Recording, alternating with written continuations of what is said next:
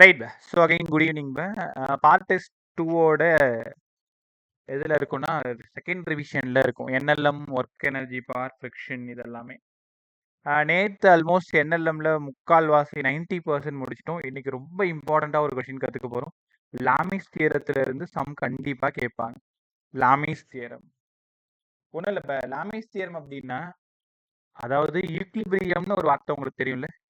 ஈக்லிபிரியம்னா என்ன அர்த்தம்? ஸ்டேபிள். இப்போ இங்க ஒரு பாடி இருக்கு. இந்த பாடியை எஃப்ன்ற ஃபோர்ஸ் கொடுத்து தள்ளி விடுறீங்க. அதனால அந்த பாடி இந்த பக்கமா நகரும். அப்படின்னா இந்த கண்டிஷன் ஈக்லிபிரியமா? இல்லை சார், இங்க மோஷன் இருக்கு. F not equal to 0.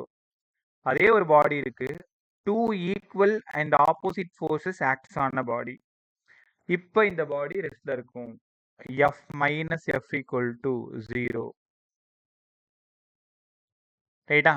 அப்போ எஃப் நெட் எப்ப 0 ஆகுதோ அதுக்கு பேர் தான் equilibrium position.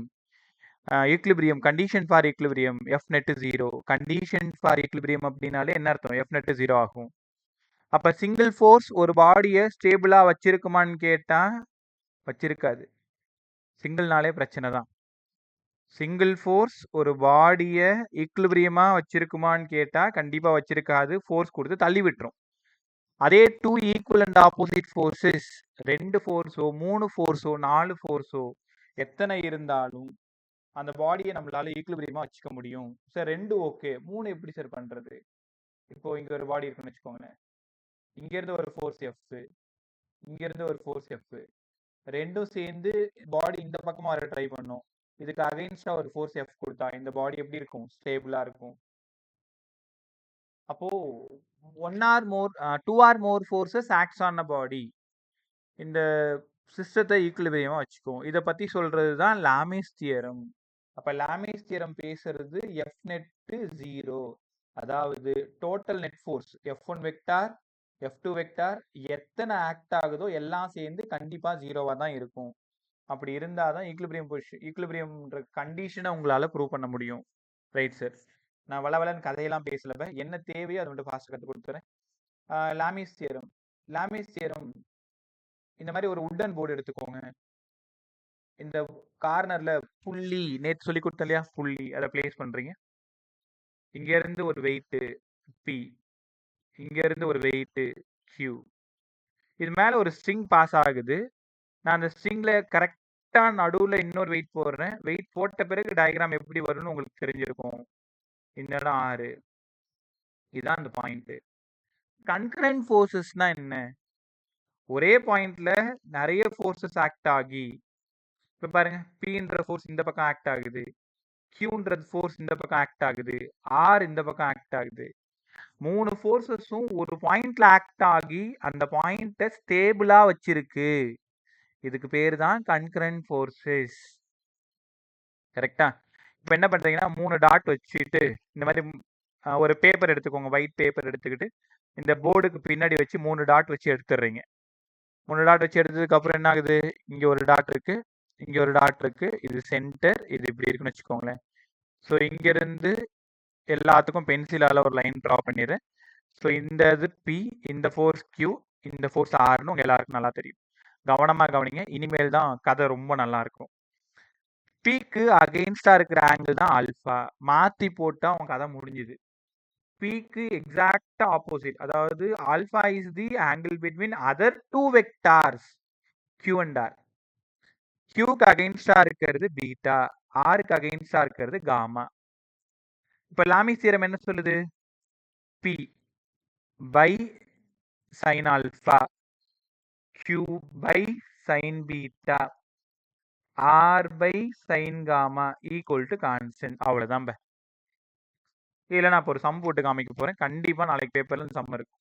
P by sin alpha, Q by sin beta, R by sin gamma equal to constant. ரைட்டா? இதை ப்ரூவ் பண்ணா லாமிஸ் தியரம் ப்ரூவ் ஆயிடும். பார்த்துலாமா? ஒரே ஒரு சம் கத்துக்கலாமா? இனிமேல் லாமிஸ் தியரம்ன்ற வார்த்தை இல்லைன்னா கூட 3 ஃபோர்ஸஸ் ஒரு பாயிண்ட்ல ஆக்ட் ஆகி அந்த பாயிண்ட்டை நகர விடாம வச்சிருக்கு அப்படின்னாலே அது என்ன வந்துடணுங்க? லாமிஸ் தியரம் உள்ள வந்துடணும். சரிங்க சார், சம் போட்டு காமிங்க. இங்க வாங்களேன். ரெகுலராக கேட்குற சம் தான் இப்போ சால்வ் பண்ணுறது. நம்ம ப்ரீவியஸ் இயர் கொஸ்டின் தான் சால்வ் பண்ண போகிறோம். இப்போது இந்த மாதிரி இருக்குது. இந்த ஆங்கிள் 30 டிகிரி, இந்த ஆங்கிள் 60 டிகிரி அவங்களே கொடுத்துட்டாங்க. இங்கேருந்து 5 kg வெயிட் ஆக்ட் ஆகுது. இந்த டென்ஷன் T1னா இந்த டென்ஷன் T2வா, இந்த டென்ஷன் T3யா. இப்போ இந்த பாயிண்ட் அது ஸ்டேபிளாக வச்சிருக்கு. இப்போ இந்த பாயிண்ட்டை ஸ்டேபிளாக வச்சிருக்கணும் அப்படின்னா T1ஓட வேல்யூ என்னவா இருக்கும், T2ஓட வேல்யூ என்னவா இருக்கும், T3ஓட வேல்யூ என்னவா இருக்கும். இதான் கொஸ்டின். நீங்கள் செக் பண்ணி பார்த்தீங்கன்னா தெரியும். இந்த கொஸ்டின் பழைய பேப்பர்லேருந்து நீங்கள் பார்ப்பீங்க பாரு. சரி, என்ன விளாட்றீங்களா? இங்கே 30 டிகிரி இருக்குது, இங்கே 60 டிகிரி இருக்குது, வெறும் 5 kg இருக்குது. இதை வச்சு நான் எப்படி T1, T2, T3 சால்வ் பண்ணுறது? எங்களுக்கு தெரிஞ்ச formula P/sin alpha, Q/sin beta, R/sin gamma, இதானே தெரியும். இங்கே ஆல்ஃபா பீட்டா காமா எதுவுமே இல்லை. நாங்கள் எப்படி கண்டுபிடிக்கிறது? அங்கே தான் மூளையை கொஞ்சமாக பயன்படுத்தணும். இந்த மாதிரி ஒரு லைன் போட்டுக்கணும். இந்த ஆங்கிள் 30னா கண்டிப்பாக இவனும் 30 தான். என்ன சார் சொல்கிறீங்க? ஒரு இசட் மாதிரி போட்டிங்கன்னா இந்த ஆங்கிளும் சேமு. இவன் 60னா இவனும் 60. 60, 30, 90னா இவன் கண்டிப்பாக 90. இவனும் கண்டிப்பாக 90. இவனும் கண்டிப்பாக 90. அடுத்தது ஆல்ஃபா தானே வேணும். ஆல்ஃபா பார்த்தீங்களா 150.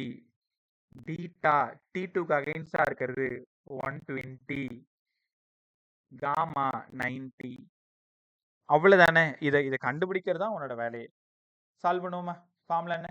அப்படியே அதை பார்த்து அப்படியே எழுதிக்கோங்க.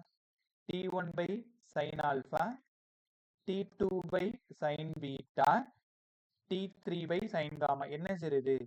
சின்ன பசங்க நீங்களை ஏமாத்துறீங்களா? இங்கே இன்னும் PQRன்னு எழுதியிருக்கீங்க, இங்கே இன்னும் T1, T2ன்னு எழுதியிருக்கீங்க. நான் உனக்கு ஜென்ரலாக Pனா ஒரு ஃபோர்ஸு, Qனா ஒரு ஃபோர்ஸு, Rனா ஒரு ஃபோர்ஸுன்னு சொல்லிட்டேன். அது F1, F2, F3 இருக்கலாம், T1, T2, T3 இருக்கலாம். அவங்க டயக்ராமில் என்ன கொடுத்துருக்காங்களோ, நான் திரும்பவும் சொல்கிறேன், T1 இருந்தால் அதுக்கு அகைன்ஸ்டாக நேராக இருக்கிறது தான் ஆல்ஃபா, T2 இருந்தால் பீட்டா, T3 இருந்தால் காமா. இப்போ டயக்ராமில் பாருங்களேன். 5 kgனா இது என்னது? mg. 5g. கரெக்டாக 5g. வெயிட் ஆஃப் த பாடி எப்பவுமே mg தானே. 5g which mean 50 Newton. ஒத்துக்கிறீங்களா? அப்போ T3க்கு 50 நியூட்டன். பார்த்தது கண்டுபிடிச்சோமா நம்ம? எப்பவுமே இங்கே ஒரு மாஸ் கொடுத்துருவாங்க. இந்த மாஸ் தான் கண்டிப்பாக T3 இருக்கும். நீ கவலையே பட வேண்டாம். 5gனா 50 நியூட்டன், 10 kg அப்படின்னா 100 நியூட்டன். T3 கண்டுபிடிச்சிட்டோம். அப்படியே சப்ஸ்டியூட் பண்ணுங்க. T1 sin ஆல்ஃபாவுக்கு பதிலாக 90 + 60. ஏன் சார் 150 எழுதக்கூடாதா? ஏன் எழுதக்கூடாதுன்னு நான் கொஞ்ச நேரத்தில் சொல்கிறேன். சைன் பீட்டாவுக்கு பதிலாக 90 + 30. 90 + 30. T3 sin 90. காமாவுக்கு பதிலாக sin 90. கற்றுக்கிட்டீங்களா? இப்போ நான் என்ன பண்ணியிருக்கேன்? T1 அகைன்ஸ்டாக 150, 90 + 60. T2 அகைன்ஸ்டாக 120, 90 + 30. T3க்கு பதிலாக இப்போ தான் கண்டுபிடிச்சோம் 50. sin 90 1. ரைட். இங்கே என்ன பண்ணணும்? T1 இங்கே பாருங்களேன், சைனு 90 கூட எந்த ஆங்கிள் இருந்தாலும் அப்படியே ஆளே மாறிடும். cos 60. நான் சொல்கிறது உங்களுக்கு புரியுதா? sin 90 + θ cos θ, cos 90 + θ sin θ. 90 கூட 270 கூட எதை ஆட் பண்ணாலும் சைனாக இருந்தால் காசாக மாறும், காசாக இருந்தால் சைனாக மாறும்.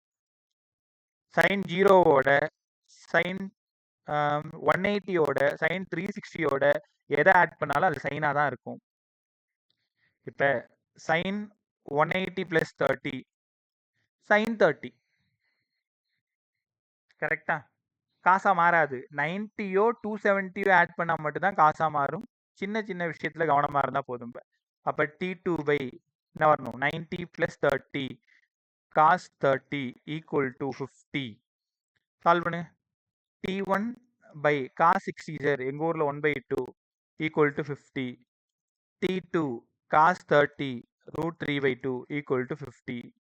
சால்வ் பண்ணிங்கன்னா T1 50/2 25 நியூட்டன். T2 50 √3/2 வந்து 25 √3, 25 √3. T3 50 Newton. ஈஸியாக ஆப்ஷனல் டிக் பண்ணலாமா? ஆக்சுவலாக அது ஃபஸ்ட் டைமாக கற்றுக்கிறதுனால உனக்கு பெருசாக இருக்கிற மாதிரி தெரியுது. நீ ட்ரெயின்டாக இருந்தால் பார்த்ததும் சால்வ் பண்ணிடலாம். ஃபார்முலா மனசுக்குள்ளாரே வந்துடும். T315 வந்துடும். ஆப்ஷனில் அங்கேயே நம்ம 2 ஆப்ஷன் நெக்லெக்ட் பண்ணி தூக்கி கடாச்சிடலாம். அப்படியே T1 T2 கண்டுபிடிச்சி ஈக்குவல் டு 50க்கு ஈக்குவேட் பண்ண வந்துடும். ரொம்ப முக்கியமான விஷயம் சொல்ல மறந்துட்டேன். 3 ஃபோர்ஸ் ஆக்ட் ஆனா மட்டும்தான் இந்த லாமிஸ் தியரம் நீங்க பயன்படுத்தணும். 4 ஃபோர்ஸ் ஆக்ட் ஆனா இந்த ஃபார்முலாவை நீங்க யூஸ் பண்ண முடியாது. அதை எப்படி சார் சால்வ் பண்ணி போறது? அதை ரிசால்வ் பண்ணி போடணும். ரைட்டா? அதை ஃப்ரீயா ஒரு கிளாஸ் சொல்லி தரேன். இப்போ ஸ்டார்ட் பண்ணோம் அப்படின்னா அதுக்கே ஃபுல் கிளாஸும் முடிஞ்சிடும். ரிசால்வ் பண்றது, தீட்டா இருக்கிற இடம் காசு, தீட்டா இல்லாத சைன் அப்படி போறது. நீங்க எக்ஸாம்லாம் முடிச்சுட்டு வாங்க, அதை நம்ம கத்துக்கலாம். இப்போ தானே 11th தானே இருக்கும், பார்த்துக்கலாம் விடுங்க. P by sine alpha, Q by sine beta, R by sine gamma. கவனமாக கற்றுக்கணும். 3 ஃபோர்ஸ் இருந்தால் இப்படி தான் யூஸ் பண்ணணும். ரைட்டா?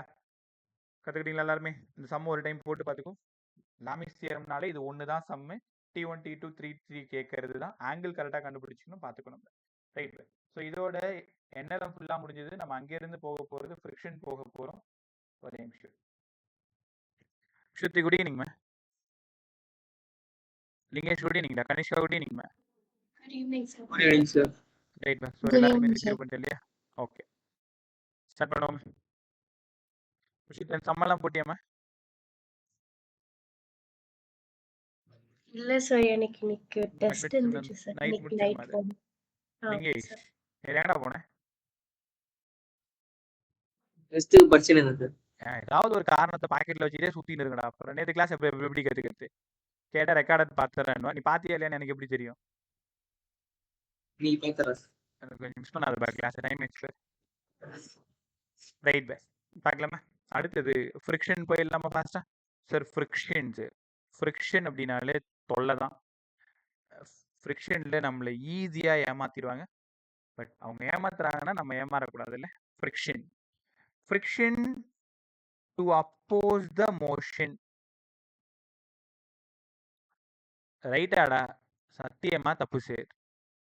டு அப்போஸ் த மோஷன்னா ஒரு லாரி இங்கேருந்து வருதுன்னா நீ அப்படியே எதிர்த்து போய் நிற்கிறது. லாரி ஒன்று அடிச்சு கடாச்சிட்டு போயிடும். Friction to oppose the motion ரைட்டா தப்பா? தப்பு. அப்போ என்னதான் ஃப்ரிக்ஷன்? ஃப்ரிக்ஷன்னா to oppose the relative motion between body and surface. சர்ஃபேஸுக்கும் பாடிக்குமான ரிலேட்டிவ் மோஷனை அப்போஸ் பண்றது. சரி, எங்களுக்கு புரியல. இதுதான் அந்த பாடி, இதுதான் சர்ஃபேஸ். பாடி இந்த பக்கம் போச்சுன்னா சர்ஃபேஸ் என்ன பண்ணும்? இந்த இடத்துல ஒரு ஃப்ரிக்ஷன் ஃபோர்ஸ் ஆக்ட் ஆகும், அதுக்கு அகைன்ஸ்ட் ஆக்ட் ஆகும். மோஷனுக்கு அகைன்ஸ்டா தான் ஃப்ரிக்ஷன் ஃபோர்ஸ் இருக்கும். ஃப்ரிக்ஷன் உராய்வு. ரைட்டா?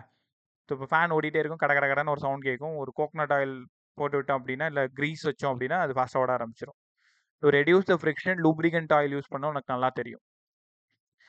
சிம்பிளான விஷயம். பாடி எந்த பக்கமாக நகருதோ அதுக்கு அகைன்ஸ்டா ஃப்ரிக்ஷன் இருக்கும். இப்போ வாட்டர்ஸ் ஃப்ரிக்ஷன்னு நீ சொல்லணும் அப்படின்னா to oppose the relative motion between body and the surface. கற்றுக்கிட்டீங்களா? ஓகே பை. டக்கு அடுத்து போயிடுறேன். மொத்தம் 3 ஃப்ரிக்ஷன் பேச போகிறோம். ஒன்று ஸ்டாட்டிக் ஃப்ரிக்ஷன், இன்னொன்று கைனட்டிக் ஃப்ரிக்ஷன் அல்லது டைனமிக் ஃப்ரிக்ஷன். இங்கே பாருங்க, கைனட்டிக் டைனமிக் ரெண்டும் ஒன்று தான். Rolling friction. உங்களுக்கு சிலபஸில் ரோலிங் ஃப்ரிக்ஷன் பற்றி பெருசாக சொல்ல மாட்டாங்க, ஏன்னா இது நெக்லிஜிபிள்.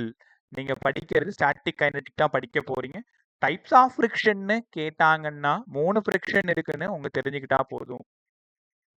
ஸ்டாட்டிக் ஃப்ரிக்ஷன்னா என்னங்க சார்? இங்கே பாருங்களேன், ஸ்டாட்டிக் ஃப்ரிக்ஷன் கேர்ஃபுல்லாக கவனி. நான் ஒரு 4-5 சம் போட்டு காமிக்கிறேன், கண்டிப்பாக கொஸ்டின் பேப்பரில் இருக்கும். எல்லாரும் சொல்ல ட்ரை பண்ணு, குழப்பிக்காத. எனக்கு புரியலன்னா ஹானஸ்ட்டாக புரியல சார், இன்னொரு டைம் கற்றுக் கொடுங்கன்னு கேட்டுரு. எவ்வளோ டைம் போக முடியுதோ நீங்கள் எவ்வளோ டைம் போகலாம்.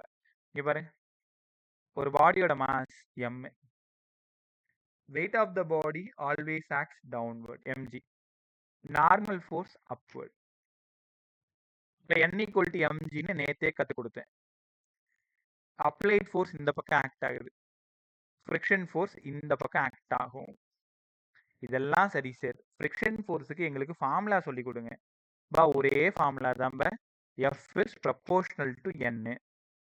F equal to some constant into n.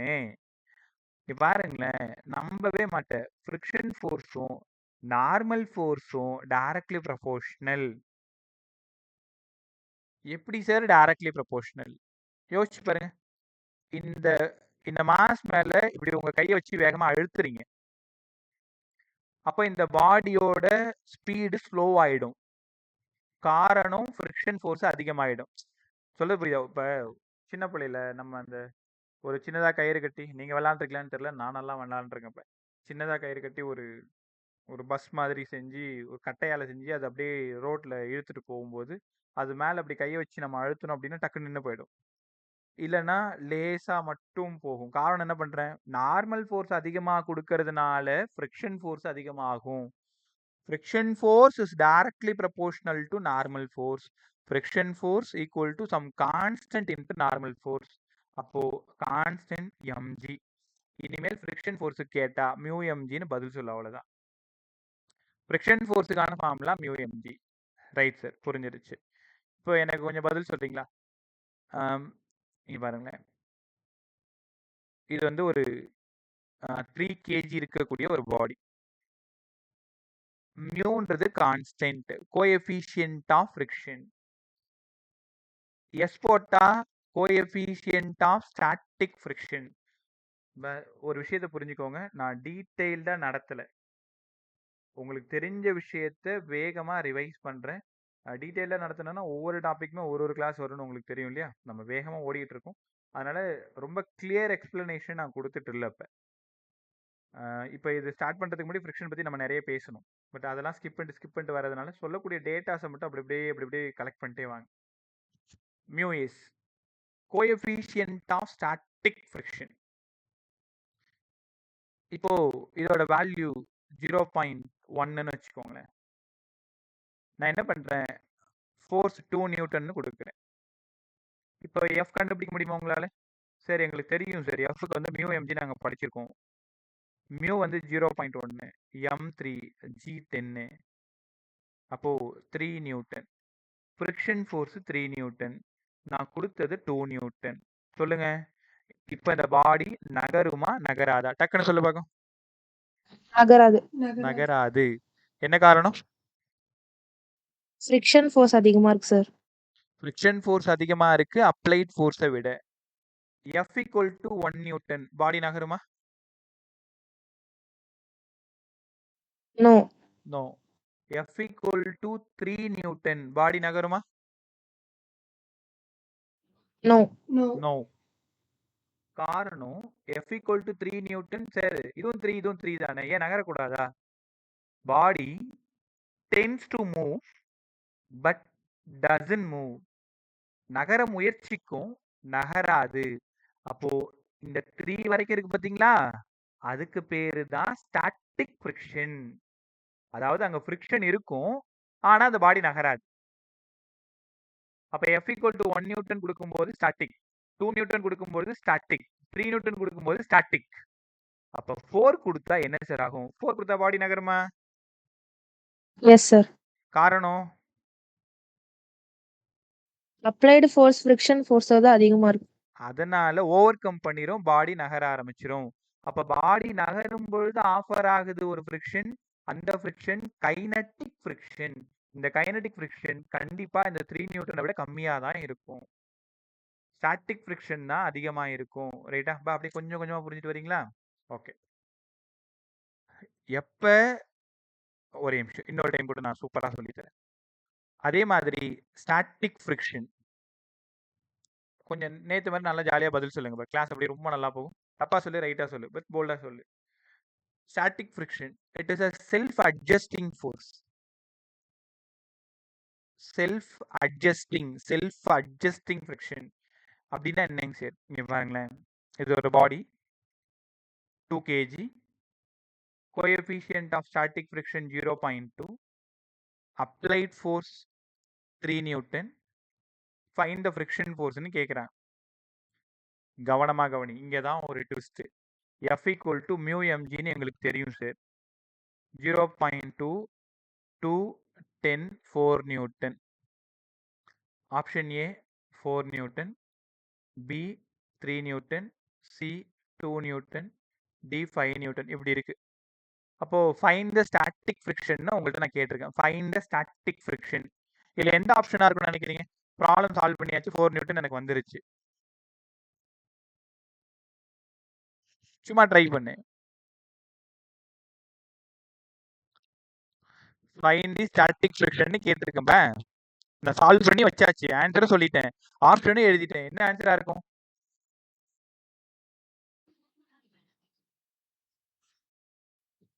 அப்படியே மௌனமா இருந்தா என்ன அர்த்தம்? ஏதாவது யோசி, உனக்கு Option ஏதாவது B, தோணும்ல? sir. எவ்வளவு answer? Option B.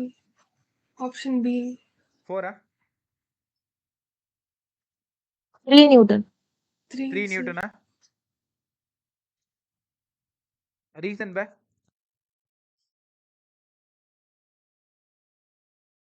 Self adjusting sir. Right பே, சூப்பரா சொன்னேன் பே. என்ன கத்துக்கிட்டீங்கன்னு தெரியுதா? ஆன்சர்ல 4 வந்தாலும் நம்ம போய் உடனே 4 டிக் பண்ணிடக்கூடாது.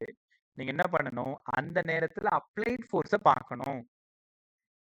இப்ப இந்த பாடி நகருமா நகராதா? முதல்ல பாடி டசன்ட் மூவ், நகராது நகராது. அப்ப நகரலன்னா இது என்ன ஆன்சர் வந்தாலும் அப்ளைட் ஃபோர்ஸை தான் நீங்க டிக் பண்ணணும். 3 நியூட்டன் தான். இப்ப இதே நான் 1 நியூட்டன் கொடுத்தா ஆன்சர் 1 நியூட்டன். 2 நியூட்டன் கொடுத்தா ஆன்சர் 2 நியூட்டன். 3 நியூட்டன் கொடுத்தா ஆன்சர் 3 நியூட்டன். 4 நியூட்டன் கொடுத்தா ஆன்சர் 4 நியூட்டன். 5 நியூட்டன் கொடுத்தாலும் ஆன்சர் 4 தான். 6 கொடுத்தாலும் ஆன்சர் 4 தான். 7 கொடுத்தாலும் ஆன்சர் 4 தான். அப்ப என்ன அர்த்தம்? பாடி நகரலன்னா அப்ளைட் ஃபோர்ஸ் என்னவோ அதான் ஆன்சர். பாடி நகர்ந்ததுன்னா நீ ஃபார்முலா போட்டு உனக்கு என்ன வந்ததோ அதான் ஆன்சர். இதை தான் எப்போ பார்த்தாலும் இந்த பசங்க தப்பு பண்ணிட்டு இருக்கிறது. ரைட்டா? இன்னும் ஒரு சம் சொல்லித்தரேன், கவனமாக கற்றுக்கோங்க. நாளைக்கு வரப்போகிற சம்மை பிரமாதமாக சால்வ் பண்ணிட்டு வந்துருங்க. இப்போ இங்கே பாருங்க, இப்போ அதே மாதிரி இந்த கொஷின் பேப்பர் நீங்கள் எழுதுனதும் சென்ட் பண்ணி விடு, குரூப்பில் போடுவோம். மற்ற பிள்ளைங்களும் அதை ட்ரை பண்ணி பாருங்க. இப்போ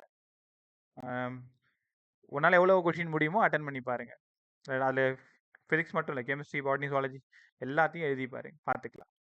கேப்டா இது யார் சீக்கிரமாக நல்லா பதில் சொல்றீங்கன்னு பார்க்குறேன். பாடியோடது 3 kg, 0.2 வந்து மியூவோட value. Find the static friction. இது மியூ கே. கைனடிக்கோடது 0.15. Find the static friction and kinetic friction. 2 கேள்வி கேட்குறேன், நீ எனக்கு ஒன்று சொன்னால் போதும். Applied force 8 newton. Find the static friction, find the kinetic friction. Formula உனக்கு சொல்லி கொடுத்துறேன், மியூ எம்ஜி. ஸ்டார்ட் பண்ணுங்க சீக்கிரமா.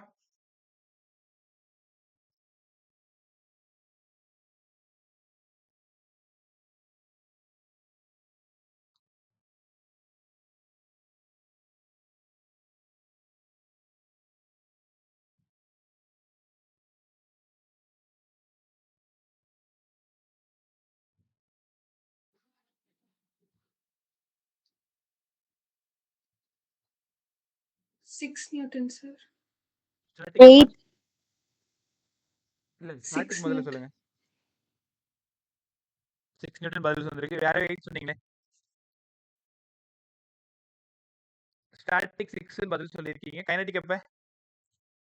4.5. 4.5. பா தெரியலன்னா பயப்படாத, நான் பார்த்துக்கிறேன். இங்க பாருங்களேன், முதல்ல static FS equal to mu S எம்ஜின் எல்லாம் ஒரு ஃபார்முலா எழுது, டக்குனு எழுது. எஃப்எஸ் மியூஎஸோட வேல்யூ 0.2, எம்மோடது 3, ஜியோடது 10. கரெக்டாக 6 நியூட்டனா? நீ இந்த 6 நியூட்டன், ஸ்டாட்டிக் 6 நியூட்டன், உடனே அப்ளைட் ஃபோர்ஸை பார்க்குற 8 நியூட்டனு. அப்ளைட் ஃபோர்ஸ் 8 நியூட்டனு, ஸ்டாட்டிக் 6 நியூட்டனு. அப்போ 8 தான் ஜெயிக்கும். பாடி நகரும். பாடி நகர ஆரம்பிச்சிருச்சா? நகர்ந்ததுன்னா static friction 8 newton, static friction 6 newton. என்ன ஆன்சர் வருது அதான் உங்களுக்கு. இப்போ பாடி நகருது தானே, நகர்ந்தா கைனடிக் ஃப்ரிக்ஷன், நகரலனா ஸ்டாட்டிக் ஃப்ரிக்ஷன். அப்படியே எஃப்கே ஃபார்முலா போடுங்க. எஃப்கே ஃபார்முலா போட்டிங்கன்னா mu K MG. Mu K 0.15 சொன்னா, எம்மோட வேல்யூ இல்லை மறந்துட்டேன், 3, 10. அப்போ 4.5 நியூட்டனா?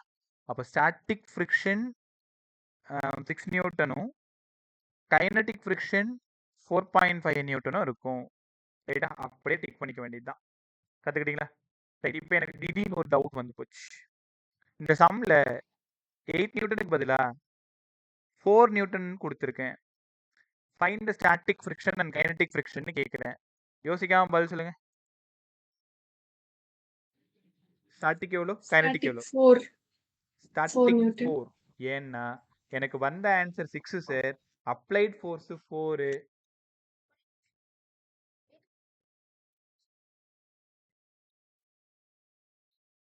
Applied force 4 Newton, static 6 Newton. அப்போ பாடி நகராது. அதனால அப்ளைட் ஃபோர்ஸ் என்னவோ அதான் சார் ஆன்சர். 4 நியூட்டன் தான் ஆன்சர். அப்ப கைனடிக் என்னவா இருக்கும்னு நினைக்கிறீங்க?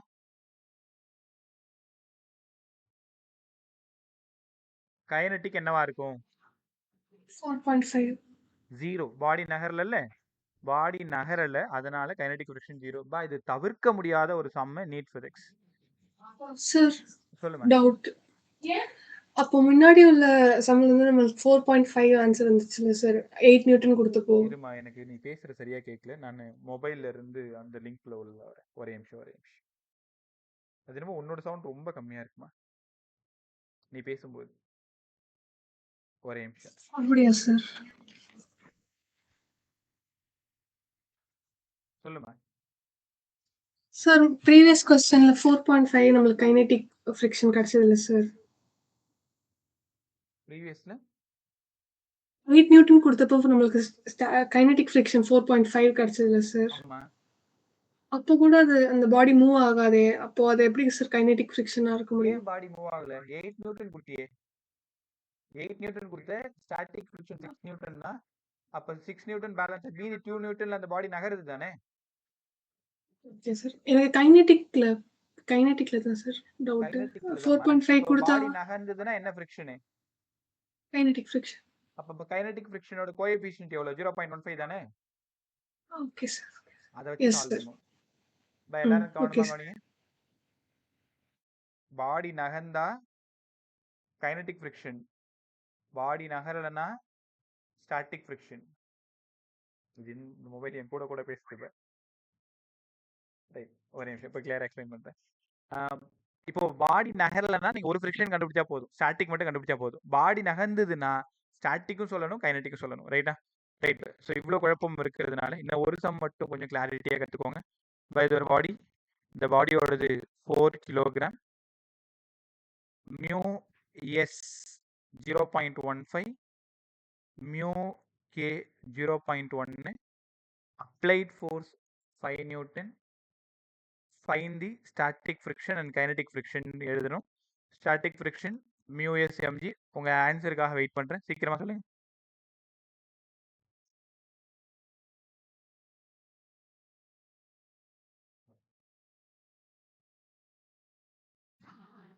ஸ்டாட்டிக் 5 சார். ஸ்டாட்டிக் 5 நியூட்டனா? கைனடிக்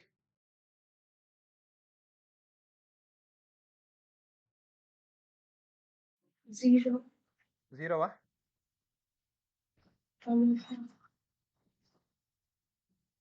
வேற யாராவது பதில்? 4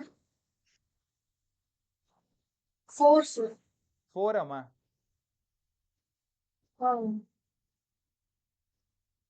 So mu is equal to 0.15 தானே சார்? ஒரு நிமிஷம். என்ன சொல்றீங்கன்னு கேட்கவே மாட்டேங்குது. ரொம்ப கஷ்டமா இருக்கு. ஒரே நிமிஷம்.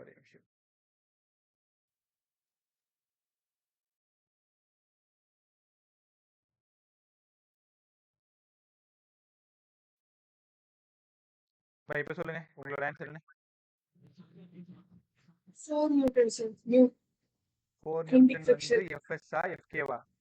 FK sir. எஃப்கே வந்து 4, எஃப்எஸ் வந்து 5வா? Yes sir. ரைட், செக் பண்ணிடுமா? சார் சொல்லுமா. சார் எஃப்எஸ் வந்து 6, எஃப்கே வந்து 0. எஃப்கே 0ன்னு சொல்லியிருக்கீங்க. அதுதான் எஃபோட எஃப்எஸோடது 6. ரைட். சரி ஜெயசிகா உன்னோட பதில், ஹர்ஜிதா உன்னோட பதில். செக் பண்ணிடுமா? மற்ற வேற யாராவது சொல்றியா? Sir fs equal to 6, fk 0. Monish பதில் என்ன? Sir fs equal to 6, fk equal to 0.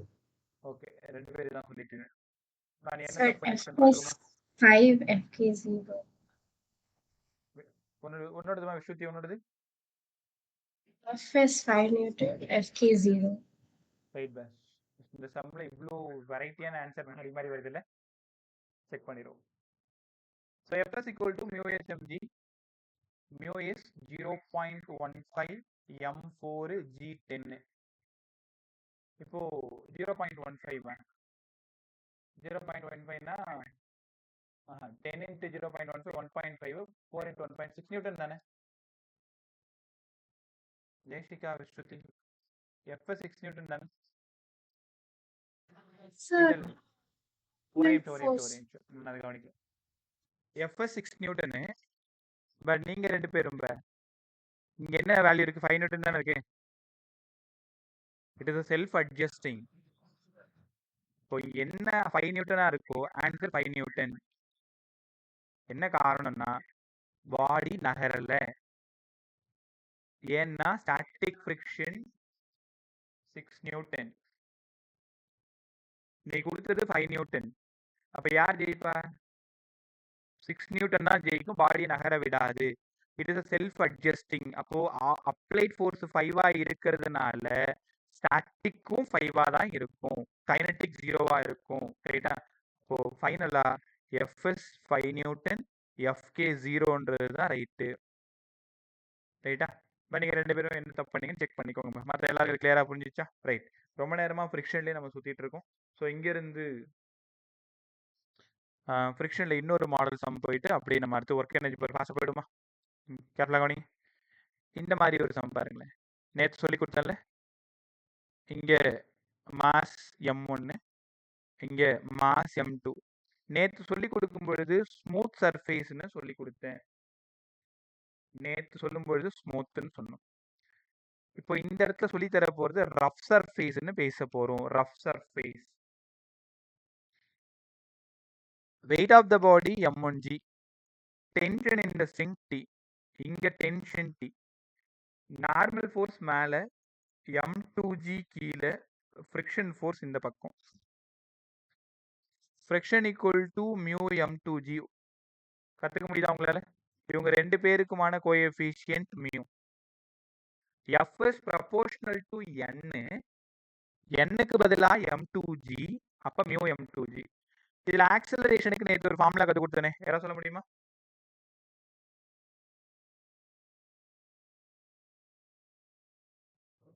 ஈஸியா ஆக்சலரேஷன் கண்டுபிடிக்கணும் ஒரு ஃபார்முலா சொல்லி கொடுத்தேன். சொல்லுமா? M1G. இல்ல ஃபார்முலா சொல்லுமா? M1G by M1 plus M2. அது இல்லமா, ஆக்சலரேஷன்னாலே இந்த புள்ளி சிஸ்டம் எல்லாத்துக்கும் காமனா ஒரு ஃபார்முலா கத்து கொடுத்தனே. Net force acting by total mass. by total mass. Net pulling force by total mass. எல்லாருமே சொல்ல ட்ரை பண்றீங்க. Net pulling force by total mass. ரைட்டா? இதுக்காக நீங்க ஈக்குவேஷன்லாம் எழுதிட்டு இருக்கணும்னு அவசியம் இல்லை. நெட் புல்லிங் ஃபோர்ஸ் இந்த பக்கம் ஒரு M1G, அந்த பக்கம் F மைனஸ் F அகைன்ஸ்டா இருக்கு, பை M1 plus M2. சரி, F நாங்க கண்டுபிடிச்சிட்டோம். Fக்கு பதிலாக இப்பதான் மியூ M2Gன்னு கண்டுபிடிச்சோம். அப்போ acceleration equal to M1G minus mu M2G by total mass M1 plus M2. இப்போ ஒருவேளை இது ஸ்மூத் சர்ஃபேஸா இருந்தா மியூ 0. அப்ப மியூ 0 ஆயிடுச்சுன்னா ஆக்சலரேஷனோட ஃபார்முலா நேத்து ஃபார்முலா அப்படியே கிடைச்சிரும் பாருங்க. நேத்து சொல்லி கொடுத்தது என்ன சொல்லி கொடுத்தேன்? M1G by M1 plus M2 கொடுத்தனா? இது நேத்து சொல்லி கொடுத்தது. ரைட்டா? அப்போ ஃப்ரிக்ஷன் இருந்தா மியூ M2G பை இந்த மாடல் தவிர்க்க முடியாத மாடல் ஃப்ரிக்ஷன். இந்த மாதிரி ஒரு ஹரிசாண்டல் டேபிள் சம் ஒன்று கொடுத்துருவாங்க. அதோட மியூ வேல்யூ கொடுத்துருவாங்க, N தெரியும், F தெரியும், கண்டுபிடிச்சிருவீங்க. இங்க இருந்து ஆக்சலரேஷனோ டென்ஷனோ கண்டுபிடிக்கணும். டென்ஷன் கண்டுபிடிக்கிறது ஒரு பெரிய பிரச்சனையே இல்லை. T மேல இருக்கு, M1G கீழே இருக்கு. Acceleration downward minus M1A. இங்க இருந்து A கண்டுபிடிச்சு நீங்க என்ன பண்றீங்க? அங்க இருந்து டென்ஷன் கண்டுபிடிச்சிடுறீங்க. கத்துக்கிறீங்களா? ஸோ இந்த மாடலையும் ஒரு டைம் நீங்க ப்ரிப்பேர் பண்ணிக்கிறது நல்லது. எதுவா இருந்தாலும் அங்க ஃப்ரிக்ஷன் இருக்கான்னு பாரு. இப்ப நெட் புல்லிங் ஃபோர்ஸ்னு வரும்பொழுது அகைன்ஸ்ட் ஆஃப் ஃப்ரிக்ஷன் இருந்தது அப்படின்னா அதுக்கு தகுந்த மாதிரி நீங்க ஆக்சலரேஷன் ஃபார்ம்லாம் மாத்தணும். ரைட்டா? ஒருவேளை இன்னும் உனக்கு ஒரு குழப்பம் இருந்ததுன்னா இந்த ஒரு சம் மட்டும் டக்குன்னு கத்துக்கோங்க.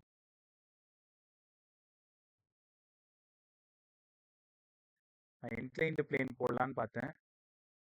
அது என்னென்னவோ நடந்துச்சு. ஒரே நிமிஷம் பே.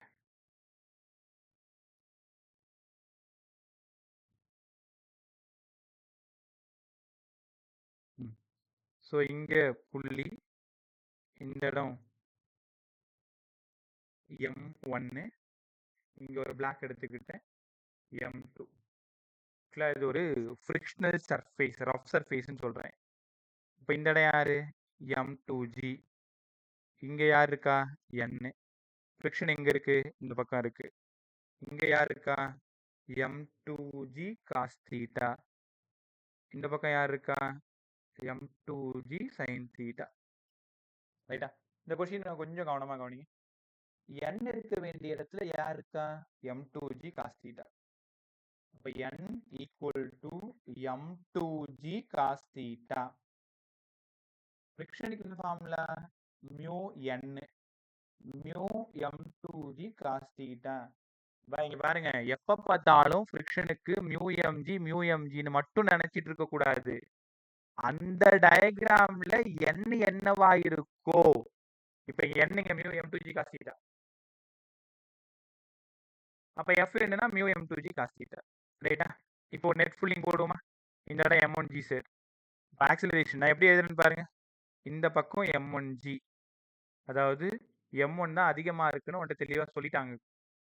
Minus M2G sin theta minus f by M1 plus M2. உங்களால உணர முடியுதா? M1G புல் பண்ணுது, அந்த M2ல 2 ஃபோர்ஸ் ஆக்ட் ஆகுது அந்த பக்கமா. ஒன்னு M2G sin theta minus f. இன்னொரு ஸ்டெப் மேல போயிட்டு A equal to M1G minus M2G sin theta. ஒரே நிமிஷம் பை, இது இப்போதைக்கு தேவையில்லது.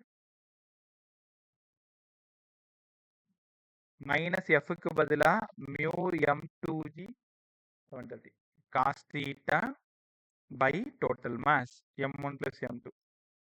ரைட்டா? இது ஒரு சின்ன மேஜிக் பாரு. மேஜிக் ஒன்றும் இல்லை, ஏமாத்துற வேலை தான்.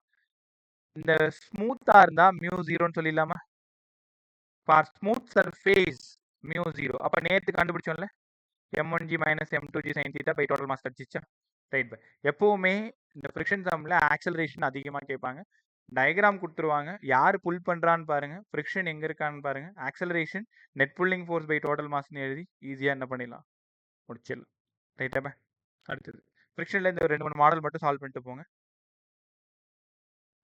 தென் அடுத்த ரிவிஷன்ல இன்னும் கொஞ்சம் கிளாரிட்டி அதை எடுத்துக்கலாம். இன்னும் பிளாக் வித் பிளாக் சம்லாம் பேசலாம் தான், பட் அது பேசினா அங்கேயே முடிஞ்சு போயிடும். அடுத்தடுத்து போகிறது ரொம்ப கஷ்டமா இருக்கு. ஒர்க் எனர்ஜி பார், நான் வேணா ஒரு பிளாக் வித் பிளாக் சம்க்கு 4 சம் போட்டு வீடியோ அனுப்பிச்சு விடுறேன். ஏற்கனவே போட்டது இருக்கு. ஒரு 25-30 நிமிஷம் ஸ்பெண்ட் பண்ணீங்கன்னா அந்த பிளாக் வித் பிளாக் சம் பார்த்துக்கலாம், நைட்டே பார்த்துக்கலாம். ரைட். அடுத்தது work energy power. Work energy power and collision. ரைட்டா? ஒன்றும் இல்லைப்பா, ஒர்க்கு என்ன formula? Work done equal to product of Fs cos theta. Formula பண்ணி வச்சு work done equal to product of Fs cos theta.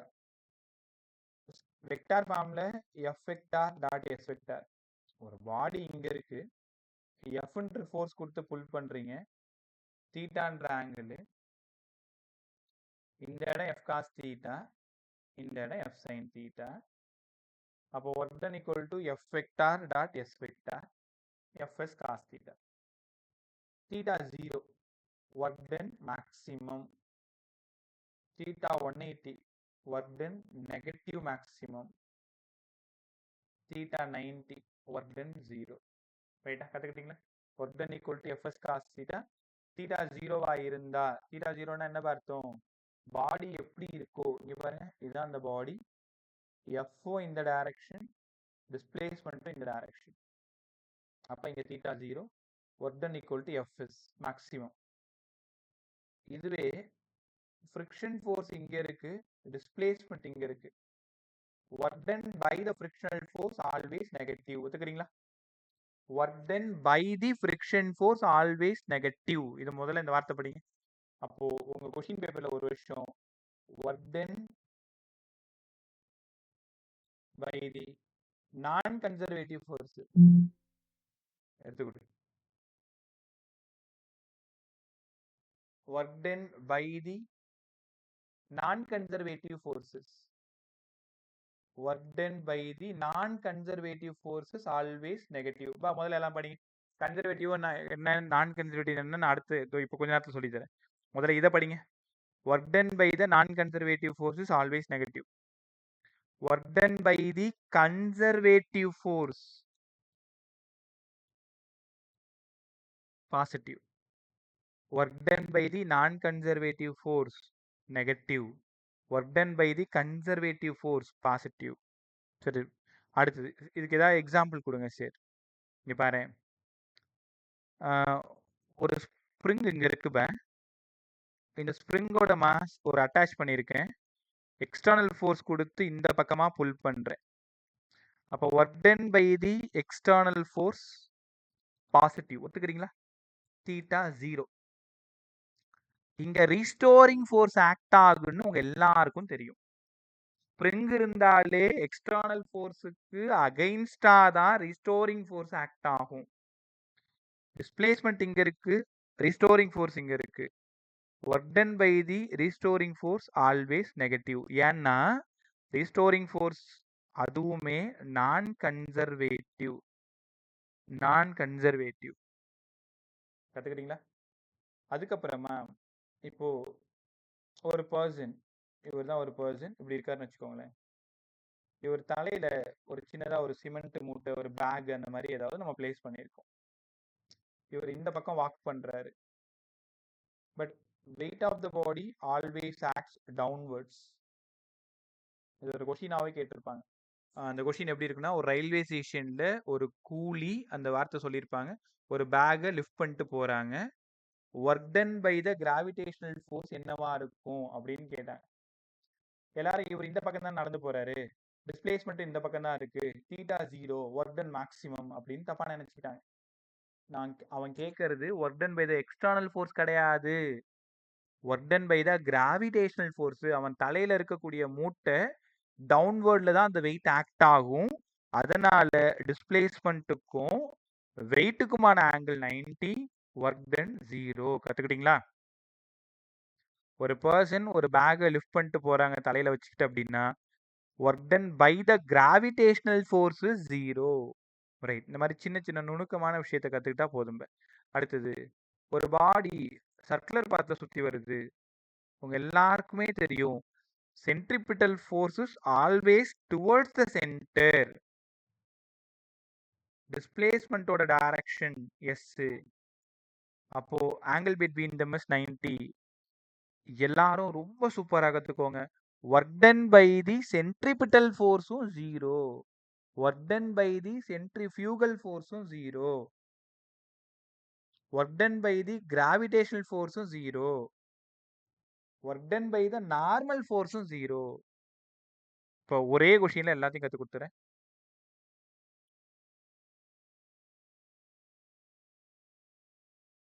அது பெர்மிஷன் கொடுத்தா வரேன். போ. சரி போ.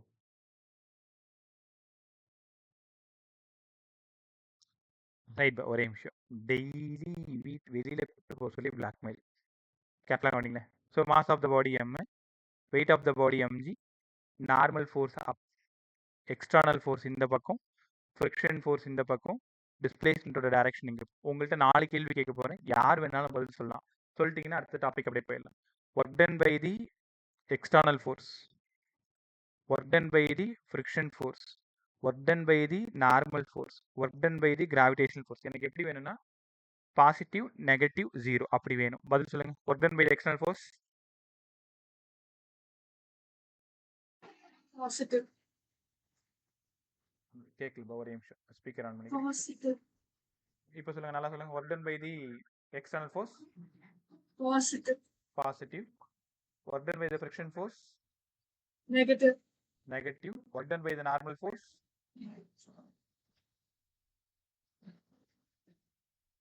work done by the normal force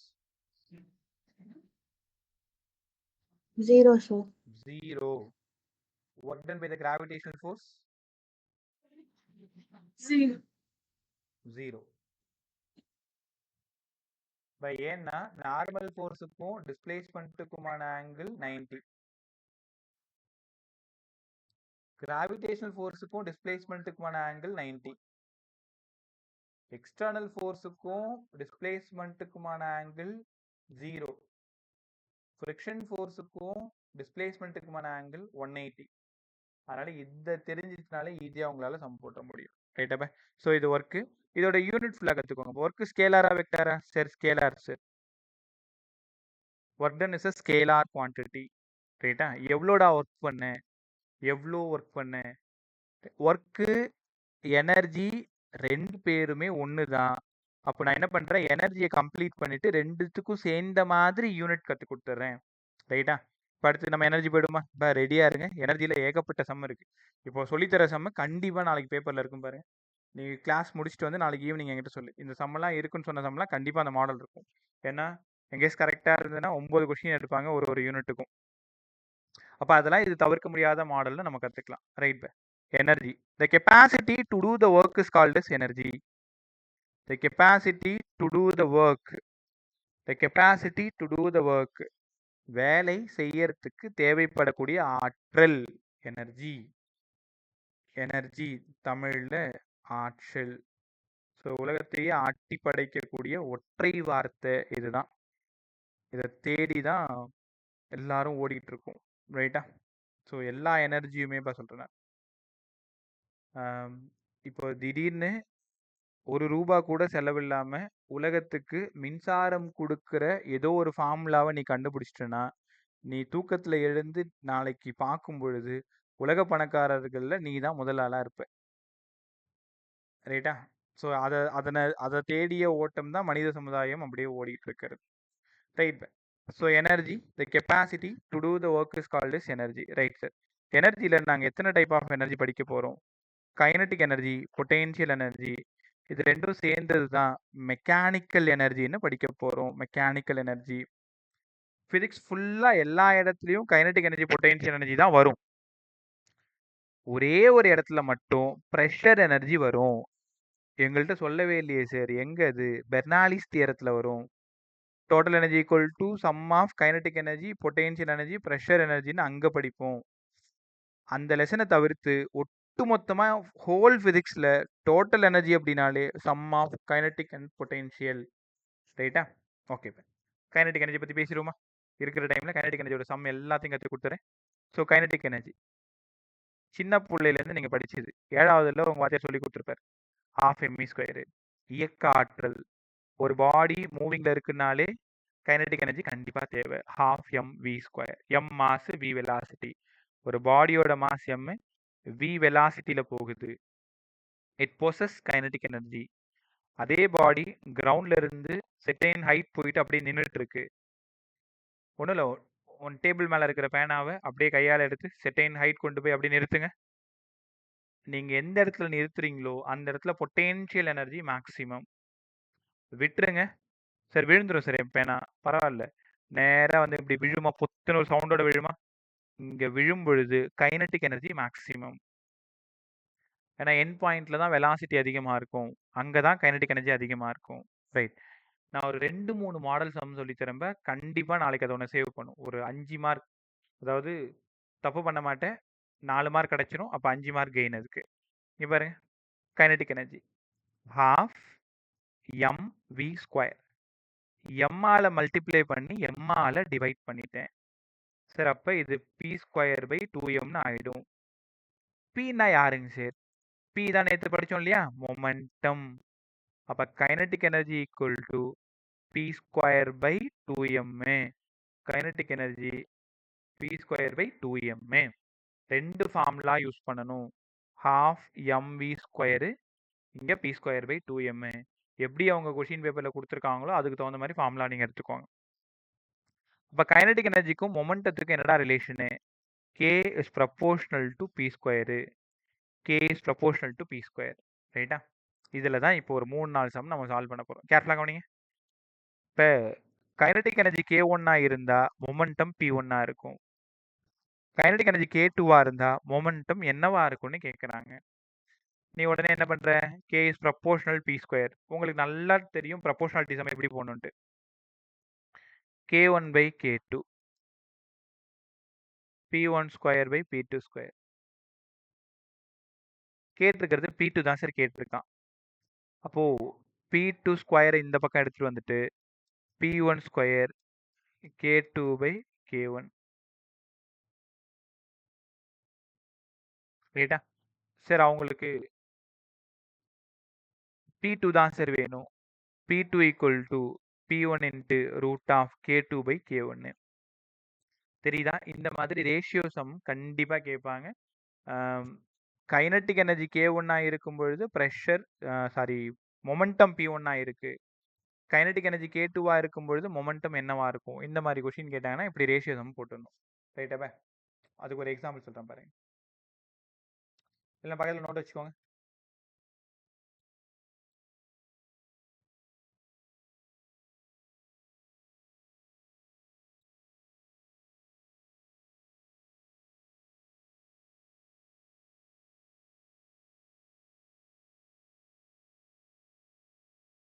ரொம்ப ஃபெமிலியர் மாடல் பா. கைனடிக் எனர்ஜி 300% அதிகமாகுது. கைனடிக் எனர்ஜி 300% அதிகமாகுது. Percentage change in momentum. Find the percentage change in momentum. பிசிக்ஸ்ல இந்த பர்சன்டேஜ்னு பார்த்துட்டீங்கனாலே எப்பவுமே final minus initial by initial into 100 by எதுவா இருந்தாலும் பர்சன்டேஜ் சேஞ்சுன்ற வார்த்தையை நீங்க பார்த்துட்டாலே final minus initial by initial into 100. அவங்க என்ன கேட்டிருக்காங்கன்னா percentage change in momentum P2 P1 P1 100. கரெக்டா? மொமெண்டம் கேட்டதுனால. இதே kinetic energy கேட்டிருந்தாங்கன்னா K2 minus K1 by K1 into 100. இப்போ நம்ம இந்த ஃபார்முலா தேடி தான் போயிட்டு இருக்கோம். Kinetic energy is increased by 300%. இப்போ நீங்க என்ன பண்ணணும்னா K1 வந்து Kன்னு எடுத்துக்கணும். K2 வந்து 300% அதிகமாகுது. என் பாக்கெட்ல 100 ரூபாய் இருக்கு. இன்னொரு 300 ரூபாய் வேற யாரோ கொடுத்தாங்க. இப்ப என் பாக்கெட்ல 400 ரூபாய் இருக்கு. ஒத்துக்கிறீங்களா? அந்த லைனை கவனிச்சியா? தெரியாம பசங்க என்ன தப்பு பண்றீங்கன்னா கைனடிக் எனர்ஜி இன்க்ரீஸ்டு பை 300%னா K2 300ன்னு வச்சு சால்வ் பண்றது. அங்கதான் தப்பு நடக்கும். இன்க்ரீஸ்டு பை 300 அப்படின்னு அர்த்தம். என்கிட்ட ஆல்ரெடி 100 ரூபாய் இருக்கு. 100 ரூபாய்னா நம்ம 1. இப்போ ஒரு 3 ரூபாய் வந்துருச்சு. 4 ரூபாய். ரைட்டா? அப்ப K2 வந்து 4K. P1 வந்து P. P2 கண்டுபிடிங்க. K is proportional to P square. இந்த சம் மட்டும் தான் சொல்லி தருவேன். அதுக்கப்புறம் நான் 2 சம் கொடுப்பேன். நீங்க தான் ஆன்சர் சொல்லணும். ரெடியா இருங்க. P2 தான் கேட்குறாங்க. P2 by P1 equal to root of K2 by K1. Root of K2 4K by K. P2 P1க்கு P 4K. ரூட் எடுத்த KK போயிடுச்சு 2. அப்ப P2 equal to 2 times of P1. பா ஒத்துக்கிறீங்களா? Kக்கு K போயிடுச்சு. ரூட் 2. சரி, P1 எங்களுக்கு தெரியும். P1 வந்து P1 தான். P2 2P1. அப்ப பர்சன்டேஜ் சேஞ்சுக்கு என்ன formula? Final minus initial by initial into 100. 2P1 minus P1 by P1 into 100. 2P1 minus P1, P1 by P1 into 100. 100%. அப்போ கைனடிக் எனர்ஜி 300% அதிகமானா பர்சன்டேஜ் சேஞ்ச் இன் மொமெண்டம் என்னாகும்? 100% அதிகமாகும். நீங்க இந்த கொஸ்டின் முன்னாடியெல்லாம் பார்த்துருப்பீங்களான்னு எனக்கு தெரியல. நீங்க அந்த ப்ரீவியஸ் இயர் செக் பண்ணும்பொழுது இந்த கைனடிக் எனர்ஜி சம்னாலே இந்த மொமெண்டம் கைனடிக் எனர்ஜி ரிலேட் பண்ணி தான் சம் கேட்குறான். So kinetic energy increased by momentum increased by இந்த மாதிரி கேட்பாங்க. நீங்கள் என்ன பண்ணணும்? K1 எப்போவுமே K தாம்ப, P1 எப்போவுமே P தான். ரைட்டா? ஸோ இதே மாதிரி இன்னொரு சம் போட்டு காமிக்குவா? எவ்வளோ புரிஞ்சதுன்னு தெரில, பட் இந்த சம்மில் உங்களுக்கு 100% புரிஞ்சிருப்பாரு. momentum is increased by 50%. Find the percentage change in kinetic energy. இப்போ இந்த சம பாத்துறல மொமெண்டம் இன்க்ரீஸ்டு பை 50%னா P1 வந்து P தான். அப்ப P2 என்ன எழுதணும்? யாராவது சொல்லுங்க.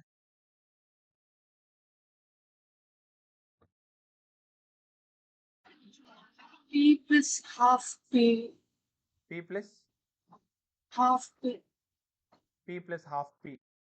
இப்போ 1.5 P எடுத்துக்கலாமா? Yes, sir. ரைட். K1 வந்து K, K2 கண்டுபிடிக்கணும். அப்போ K is proportional to P square. K2 by K1 equal to P2 square by P1 square. K2 by K equal to P2 square. 1.5 P அப்படின்னா 2.25 P square. சொல்லுமா. ஏன் sir P2 வந்து 1.5? ஏன் P2 1.5? Ajith அந்த line படிங்க. Increased by 50%. Increased by 50%. இப்போ என்கிட்ட 100 rupees இருக்கு. 100 rupeesல 50% எவ்வளோ? 50. அப்ப 100 plus 50 150. 150. Percentage by 100 1.5 தானே? Okay sir. என்கிட்ட இப்போ 1 ரூபாய் இருக்குமா, 50% அதிகமாகுதுன்னா யாரும் 50 பைசா என்கிட்ட கொடுக்குறாங்க. அப்ப மொத்தமா என்கிட்ட 1.5 ஆயிடுச்சு. இப்போ போன சம்ல பார்த்தோன்னா கைனடிக் எனர்ஜி 300% இன்க்ரீஸ்ன்னு சொல்லும் பொழுது ஏற்கனவே ஒரு K பிளஸ் ஒரு 3K அப்போ 4K அந்த மாதிரி தான். Okay sir. கேர்ஃபுல்லாக கவனிங்க. அப்போ K2 நம்ம கண்டுபிடிக்கணும். 2.525 P square by P square. இந்த P ஸ்கொயர் போயிடுச்சா? அப்போ K2க்கு K2க்கு 2.25Kன்னு எடுத்துக்கிட்டேன். சார் K2 கண்டுபிடிச்சோம் சார். பர்சன்டேஜ் சேஞ்ச் சொல்லுங்க.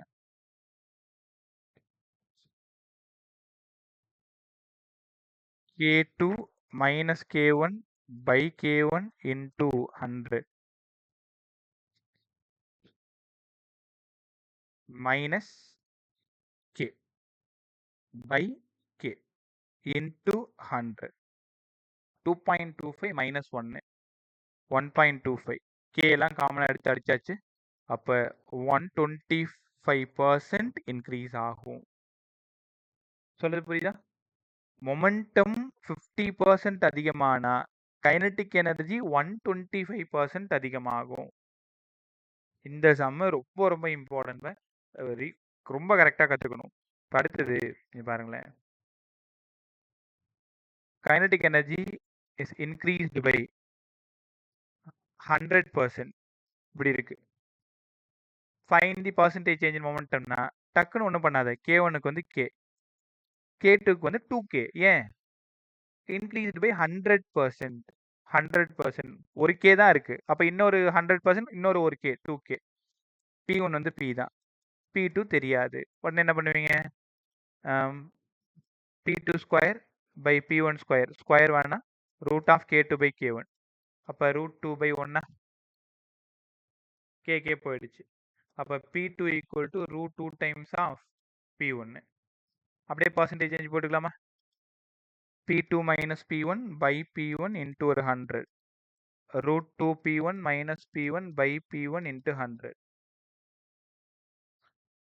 √2 P1 1.41 P1 minus P1 by P1 into ஒரு 100. இந்த P1லாம் காமனாக எடுத்து அடிச்சிருங்க. 1.41ல் -1 போயிடுச்சு. உங்களுக்கு புரியுதா? P1 வெளில எடுத்துட்டேன், கீழே ஒரு P1 இருக்கு. 1.41 -1 அப்போ 0.41 41%. இந்த கொஸ்டின் நீங்கள் ப்ரீவியஸில் பார்க்கலாம். கைனடிக் எனர்ஜி 100% அதிகமானா பர்சன்டேஜ் சேஞ்ச் இன் மொமெண்டம் 41%. 1.44ல 44% வரும். √2 √2 கரெக்டான வேல்யூ 1.44. நான் தான் மாற்றிட்டேன். சால்வ் பண்ணிங்கன்னா 44% இன்க்ரீஸ் ஆகும்னு கவனமாக கற்றுக்கணும். ரைட்டா? அடுத்தது இப்போ கைனடிக் எனர்ஜியை பொறுத்த வரைக்கும் இதான் சம் பார்த்துக்கோங்க. அதே மாதிரி ஹாஃப் mv², இல்லை டேரெக்டாக ஏதாவது சம் கேட்டாங்கன்னா அப்படியே சப்ஸ்டியூட் பண்ணிக்க வேண்டியதான். ஒருவேளை ரேஷியோ சம்மில் மாஸ் கான்ஸ்டன்ட்னு சொல்லிட்டாங்கன்னா கைனடிக் எனர்ஜிக்கும் வெலாசிட்டிக்கும் என்ன பண்ணணும், நீங்கள் டைரக்ட்லி ப்ரொபோர்ஷனல் எழுதணும். ரைட்? அடுத்தது பொட்டென்ஷியல் எனர்ஜியில் ஸ்ப்ரிங் கொஷினை நல்லா கற்றுக்கோங்க. பொட்டென்ஷியல் எனர்ஜி அதில் ஸ்ப்ரிங் கொஷின் தான் அதிகமாக கேட்குறாங்க. பொட்டென்ஷியல் எனர்ஜி ஒரு ஸ்ப்ரிங் இருக்குன்னு வச்சுக்கோங்களேன். இந்த ஸ்ப்ரிங்கு தான் ரிலாக்ஸ்டு ஸ்ப்ரிங், அமைதியாக இருக்கு பாருங்க, ஒன்றுமே பண்ணல. இதான் x = 0. இந்த ஸ்ப்ரிங்கு எக்ஸ்பாண்டட் ஸ்ப்ரிங்கு, எக்ஸ் அளவுக்கு எக்ஸ்பாண்ட் ஆயிருக்கு. எக்ஸ்டர்னல் ஃபோர்ஸ் இந்த பக்கம் கொடுத்தா ரீஸ்டோரிங் ஃபோர்ஸ் இந்த பக்கமாக இருக்கு. அடுத்த ஸ்ப்ரிங்கு கம்ப்ரஸ்டு ஸ்ப்ரிங்கு, இந்த இடம் x = x அளவுக்கு கம்ப்ரஸ் ஆயிருக்கு. இங்கே x = x அளவுக்கு எக்ஸ்பாண்ட் ஆயிருக்கு. இது ரிலாக்ஸ்டு ஸ்ப்ரிங்கு x = 0. அப்போ உனக்கு புரியுதா, எவ்வளோ ஃபோர்ஸ் கொடுத்தனோ அவ்வளோ டிஸ்பிளேஸ்மெண்ட் இருக்கும், ஆனால் அகெயின்ஸ்டாக இருக்கும். என்ன சார் சொல்கிறீங்க பாருங்க, எக்ஸ்டர்னல் ஃபோர்ஸு இந்த பக்கம் இருக்குது, ரீஸ்டோரிங் ஃபோர்ஸு அகெயின்ஸ்டாக இருக்குது, டிஸ்பிளேஸ்மெண்ட் அகெயின்ஸ்டாக இருக்குது. நீங்கள் இந்த சம்மை பார்க்கும் பொழுது ரீஸ்டோரிங் ஃபோர்ஸுக்கும் டிஸ்பிளேஸ்மெண்ட்டுக்கான ஆங்கிள் தான் பார்க்கணும், 180 degree. Restoring force is directly proportional to -x. அப்போ F = -kx. இந்த ஃபார்முலா உங்களுக்கு தேவை. ஸ்ப்ரிங்குனாலே பொட்டென்ஷியல் எனர்ஜினாலே முதல்ல ரீஸ்டோரிங் ஃபார்முலாவில இருந்து தான் உங்களால் போக முடியும், -kx. ரைட்டா? ரீஸ்டோரிங் ஃபோர்ஸு உங்களுக்கு தெரியுமா, ரீஸ்டோரிங் ஃபோர்ஸும் எக்ஸ்டர்னல் ஃபோர்ஸும் ஈக்குவலாக தான் இருக்கும், but act as opposite direction. External force இந்த பக்கம் இருந்தால் ரீஸ்டோரிங் ஃபோர்ஸ் அகெயின்ஸ்டாக இருக்கும். ரைட்டா? அடுத்தது spring potential energy. Sir spring potential எனர்ஜினா என்ன? ஒரு ஸ்ப்ரிங்கை நீங்கள் எக்ஸ்பேண்ட் பண்ணும் பொழுது கண்டிப்பாக அது மேலே நீங்கள் ஒரு ஒர்க் பண்ணணும். அந்த அமௌண்ட் ஆஃப் ஒர்க் டன் தான் எனர்ஜியாக ஸ்டோர் ஆகும். இப்போ ஸ்ப்ரிங் பொட்டென்ஷியல் எனர்ஜி உங்கள் எல்லாருக்கும் தெரியும், 12kx² படிச்சிருப்பீங்க, நானுமே கற்றுக் கொடுத்துருக்கேன். Spring potential energy 12kx². இப்போ இந்த k ஸ்ப்ரிங் கான்ஸ்டன்ட் இல்லைன்னா ஃபோர்ஸ் கான்ஸ்டன்ட் சொல்லலாமா? u = 12kx². இந்த ஃபார்முலாவில் மாற்றி மாற்றி சம் கேட்பாங்க. இதை மட்டும் கொஞ்சம் தெளிவாக கற்றுக்கோங்களேன். k கான்ஸ்டன்ட், ஸ்ப்ரிங் கான்ஸ்டன்ட்டாக இருந்தால் யூக்கும் x²க்கும் டைரக்ட்லி ப்ரொபோர்ஷன். இதில் சம் எப்படி போடுவேன்? u2/u1 = x2² x1². x1 கொடுத்துருவாங்க, x2 கொடுத்துருவாங்க, u1 கொடுத்துருவாங்க, u2 கேட்பாங்க. கொஷினை ரொம்ப கேர்ஃபுல்லாக ரீட் பண்ணணும். இதில் யார் கான்ஸ்டன்ட்? k கான்ஸ்டன்ட்டாக இருந்தால் யூவும் எக்ஸும் டைரக்ட்லி ப்ரொபோர்ஷனல். இந்த ஃபார்முலா கொஞ்சம் மாற்றலாமா? u = 12kx², u = 12kx × x. சரி, இப்போதான் எங்கேயோ பார்த்த மாதிரி இருக்கு. u = 12fx சொல்லலாமா? u = 12fx. ஸோ f தெரியும், x தெரியும், அங்கேருந்து என்ன கேட்டுருவாங்க? u கேட்டுருவாங்களா? அடுத்து வேற எப்படி மாற்றலாம் பாருங்க. u = 12kx². k-வால் மல்டிப்ளை பண்ணி k-வால் டிவைட் பண்ணுங்க. k² x²/k. அப்போ 1/2f²/k ஒத்துக்கிறீங்களா? 1/2f²/k. இப்போ இதுக்கான 3 ஃபார்முலாவில் மாற்றி மாற்றி சம் கேட்பாங்க. ஸ்ப்ரிங் பொட்டென்ஷியல் எனர்ஜி உனக்கு தெரிஞ்ச ஃபார்முலா என்னப்ப? 12kx². சார் ரெண்டாவது ஃபார்முலா என்னப்ப? 12f × x. மூணாவது u = f²/2k. இதில் பெரும்பாலும் டைரக்ட் சம் கேட்டதே இல்லை, ரேஷியோ சம் தான் கேட்பாங்க. இப்போ இந்த ஃபார்முலா பாருங்களேன், ஃபோர்ஸ் கான்ஸ்டன்டா இருந்தா யூக்கும் கேக்கும் என்ன ரிலேஷனு தெரியுதா? அப்ப இதுல சம் எப்படி வரும்? u2 by u1 equal to k1 by k2, ஏன்னா இன்வெர்ஸ்லி ப்ரொபோர்ஷன். இதுல x கான்ஸ்டன்டா இருக்கும் பொழுது யூக்கும் எஃப்க்கும் directly proportional. u2 by u1 equal to f2 by f1. ரைட்டா? ஸோ அங்க எப்படி கேட்டிருக்காங்களோ அதை பொறுத்து தான் நீங்க என்ன பண்ணணும், சம் எழுதணும். பை இந்த கைனடிக் எனர்ஜி சம்மு, பொட்டென்ஷியல் எனர்ஜியில் ஸ்ப்ரிங் சம் கொஞ்சம் நல்லா பார்த்துக்கும். பவர் ஒண்ணுமே இல்லை. இப்போ the rate of doing work is called is power. Work by time. கரெக்டா? Work by time. இதோட யூனிட் தெரியும் உங்களுக்கு, வாட். பெருசா சொன்னா கிலோவாட், இன்னும் பெருசா சொன்னா மெகாவாட், இன்னும் பெருசா சொன்னா ஜிகாவாட். அடுத்தது ரொம்ப முக்கியமான ஒரு விஷயம், பவருக்கு force into displacement by time, அப்போ ஃபோர்ஸ் இன்டு வெலாசிட்டி. இந்த ஃபார்முலா ரொம்ப நல்லா படிக்கணும்.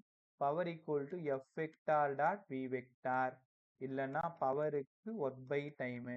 பெரும்பாலும் இந்த ஃபார்முலால தான் சம் வரும். F vector 3i vector, 4j vector, 5k vector, V vector கொடுத்துட்டு பவர் கேட்டுருவாங்க. ரைட்டா? அடுத்தது ஒரே நிமிஷம் பாருங்க. இப்போ ஒரு 3 சம் சொல்லித்தரேன், உனக்கு புரியுதான்னு பாரு. இது உங்க வீட்டில் ஒரு கிணறு இருக்குன்னு ஞாபகம் வச்சுக்கலாம். அந்த கிணறு ஒரு 150 மீட்டர் இருக்குன்னு வச்சுக்கோங்களேன். இல்லைன்னா நம்ம போர்வெல் போடுவோம்ல வீட்டுக்கு. இப்போ இந்த போர்வெல் வந்து ஒரு 150 மீட்டர், இங்கே தான் மோட்டர் இருக்கு. இப்போ கீழே இருக்கக்கூடிய வாட்டரை மேலே கொண்டு வர்றதுக்கு எவ்வளோ பவர் வேணும் அப்படின்னு கேட்குறாங்க. நீ என்ன பண்ணணும்? பவரா? எங்கள் வாத்தியார் என்ன சொல்லி கொடுத்தாரு? ஒர்க் பை டைம்னு சொல்லி கொடுத்தாரு. இங்கே ஒர்க்கே இல்லைங்களே. கிரவுண்டில் இருக்கக்கூடிய வாட்டரை மேலே கொண்டு வரணும்னா பொட்டென்ஷியல் எனர்ஜி தெரியணும், mgh/t. இந்த ஃபார்முலால சம் போடணும். இங்கே பாருங்க, போர் சம்மு, கிணத்துல இருந்து தண்ணி எடுக்கிற சம்மு, இதெல்லாம் வந்தா mgh/t. எவ்வளோ மாஸ் ஆஃப் வாட்டர், g எவ்வளோ ஹைட்ல இருந்து வருது, இதெல்லாம் தெரிஞ்சுக்கணும். ஒருவேளை உன்னை ஷூட் பண்ணிட்டாங்க, ஒரு புல்லட் வேகமா போயிட்டு இருக்கு.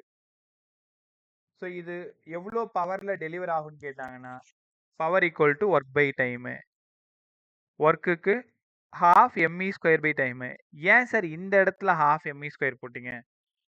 பாடி நகருது, கைனட்டிக் எனர்ஜி. கிணத்துல இருந்து தண்ணி கொண்டு வர்றது பொட்டென்ஷியல் எனர்ஜி. இதே ஸ்ப்ரிங் சம்ல பவர் கேட்குறாங்க, power equal to work by time. ஒர்க்குக்கு பதிலாக half kx² பை டைமு. இடத்துக்கு தகுந்த மாதிரி பவர் ஈக்குவேஷனை நீங்க மாத்தி மாத்தி போடணும். கிணத்துல இருந்து தண்ணி எடுத்தீங்கன்னா mgh/t. புல்லட் வேகமா போகுது, ஜீப் வேகமா போகுது, கார் வேகமா போகுது, half me² by t. Spring சம்பந்தப்பட்ட எல்லா சம்லையுமே half kx² பை t. கற்றுக்கிட்டீங்களா? Right bye. ஸோ முடிஞ்ச அளவுக்கு ரிவிஷன் எவ்வளோ வேகமாக போக முடிஞ்சதோ பண்ண முடிஞ்சது. பட் ஏதோ ஒரு சின்ன விஷயம் தான் அது. கிட்டத்தட்ட 7-8 மணி நேரம் எடுக்க வேண்டிய யூனிட்டு 1 ஹவரில் எவ்வளோ பேச முடியுமோ அவ்வளோதான் பேச முடியும். இடைவிடாத பேசியிருக்கோம் நம்ம. இதை வச்சுக்கிட்டு ஆல்ரெடி உனக்கு சொல்லி கொடுத்து வச்சுக்கிட்டு நாளைக்கு எவ்வளோ நல்லா எக்ஸாம் எழுதிட்டு வர முடியுமோ எழுதிட்டு வாங்க. தென் அடுத்த ரிவிஷன் 3 நாளாக நம்ம கொடுக்க ட்ரை பண்ணோம். கடைசியாக தான் இந்த பிளான் வந்துச்சு. நெக்ஸ்ட் வீக் அடுத்த ஷெட்யூல். ஒரே நிமிஷம் ஓடிடாது.